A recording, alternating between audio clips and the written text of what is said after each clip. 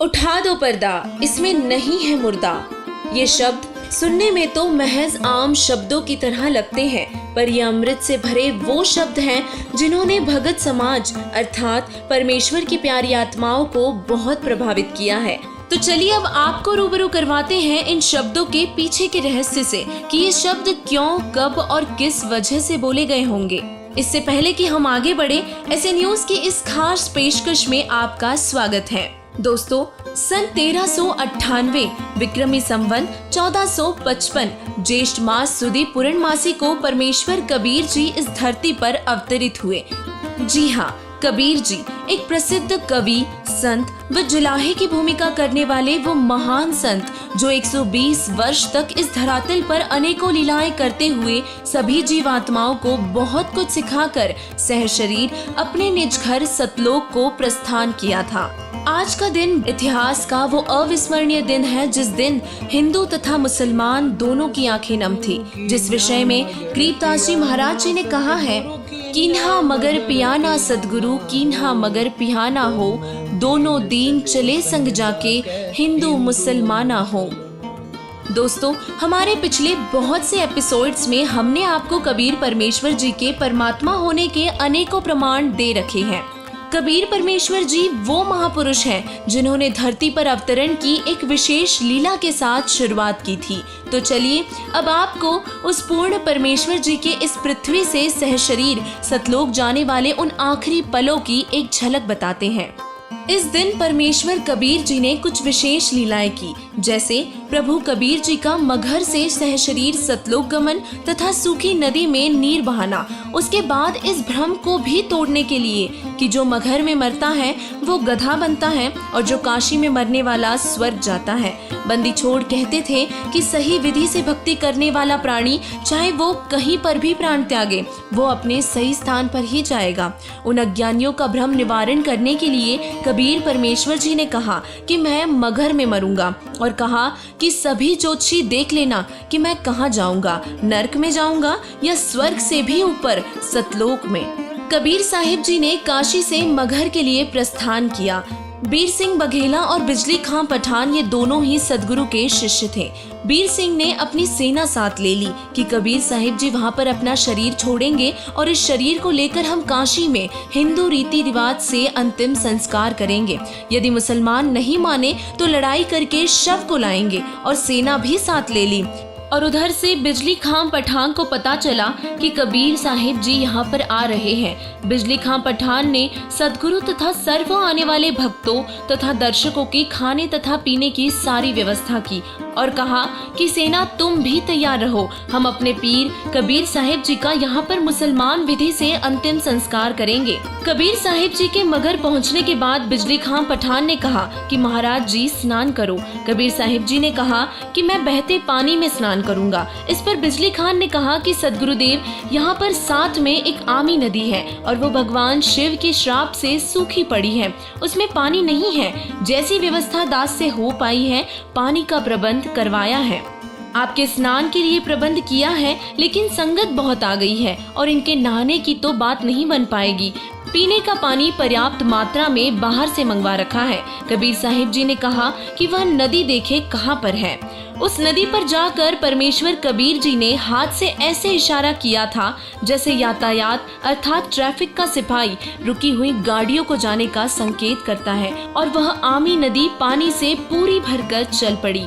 यह आमी नदी आज भी वहां पर विद्यमान है, जिसके बाद वहां उपस्थित सभी लोगों ने परमेश्वर कबीर जी का जय जयकारा किया। अब कबीर परमेश्वर जी ने कहा कि एक चादर नीचे बिछाओ, एक मैं ऊपर ओढ़ूंगा। और फिर जानी जान परमेश्वर कबीर जी ने दोनों राजाओं से पूछा कि ये सेना किस लिए ला रखी है। अब बिजली खां पठान और बीर सिंह बघेला आमने सामने खड़े थे। उन्होंने तो मुंह लटका लिया और बोल नहीं पाए। तभी वहीं मौजूद दूसरे हिंदू और मुसलमान बोले कि जी हम आपका अंतिम संस्कार अपनी विधि से करेंगे। दूसरे कहते हैं कि हम अपनी विधि से करेंगे। चढ़ा ली बाहें और उठा लिए हथियार तथा कहने लगे कि आ जाओ।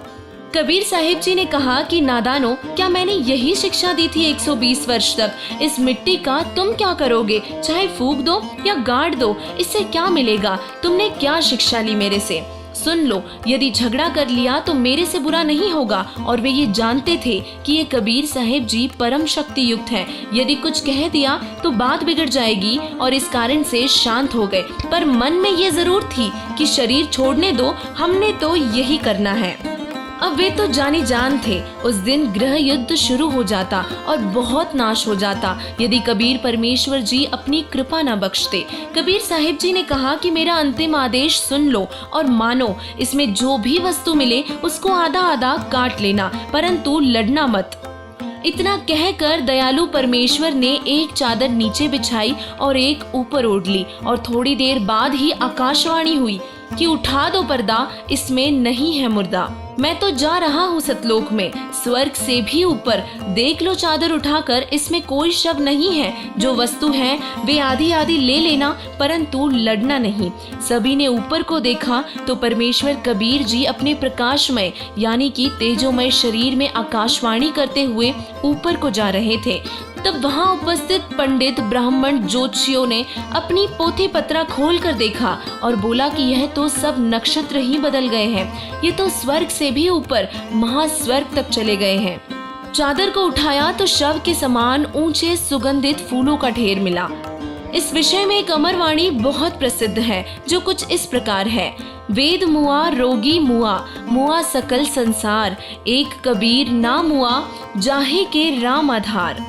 बीरदेव सिंह बघेल और बिजली खां पठान एक दूसरे से सीने से लगकर ऐसे रोने लगे जैसे कि बच्चों की मां मर जाती हो। हिंदू और मुसलमानों का प्यार सदा के लिए अटूट बन गया और एक दूसरे को सीने से लगाकर हिंदू और मुसलमान रो रहे थे और कहने लगे कि हम समझे ही नहीं, ये तो वास्तव में अल्लाह आए हुए थे और ऊपर आकाश में प्रकाश का गोला जा रहा था। दोनों धर्मों हिंदू तथा मुसलमानों ने एक एक चादर तथा आधे आधे सुगंधित फूल लेकर 100-100 फुट के अंतर पर एक एक यादगार भिन्न भिन्न बनाई जो कि आज भी विद्यमान है। और कुछ फूल लाकर काशी में जहां कबीर परमेश्वर जी एक चबूतरे अर्थात चौराहे पर बैठकर सत्संग किया करते थे, वहां काशी चौराहा के नाम से यादगार बनाई है।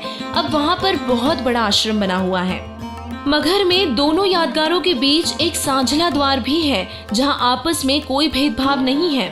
हिंदू और मुसलमान ऐसे रहते हैं कि जैसे माँ जाए भाई रहा करते हैं। दोस्तों, ये वीडियो इस बात की गवाही देता है कि वो पूर्ण परमात्मा ना माँ के गर्भ से जन्म लेता है और ना ही उनकी मृत्यु होती है। वे तो सह शरीर आते हैं और सह शरीर ही वापस अपने निज घर सतलोक को जाते हैं। तो दोस्तों, ये थी सच्ची घटना कबीर परमेश्वर जी के सतलोक प्रस्थान की। हम आशा करते हैं कि ये जानकारी आपको पसंद आई होगी। आज भारत जैसे इस पवित्र देश में हम सभी एक बार फिर जाति और धर्मों में बट चुके हैं। हर तरफ धर्म के नाम पर नफरतों का घेरा है। हिंदू एवं मुसलमान दोनों ही एक दूसरे को दुश्मन मान बैठे हैं। हमारी तरह अब आपको भी इस बात का बहुत दुख होता होगा कि आखिर ये धर्म की लड़ाई कब खत्म होगी। तो आज के इस विशेष दिवस पर आप सभी के लिए हम एक खुशखबरी लाए हैं। जी हाँ, 600 साल पहले कबीर परमेश्वर जी जिस काम को करके अपने निज घर गए थे, एक बार फिर उसी काम को शुरू करने और मानव में खोई उस मानवता को जगाने वो महापुरुष कबीर परमेश्वर जी स्वयं संत रामपाल जी महाराज जी के रूप में इस धरातल पर मौजूद है। क्योंकि धर्म चाहे हिंदू हो या मुसलमान, परमेश्वर की प्यारी आत्माएं उन्हें हर तरफ ढूंढती ही रही है। जिस विषय में कबीर परमेश्वर जी ने कहा है कि आत्म ज्ञान बिन नर भटके, कोई काबा कोई काशी।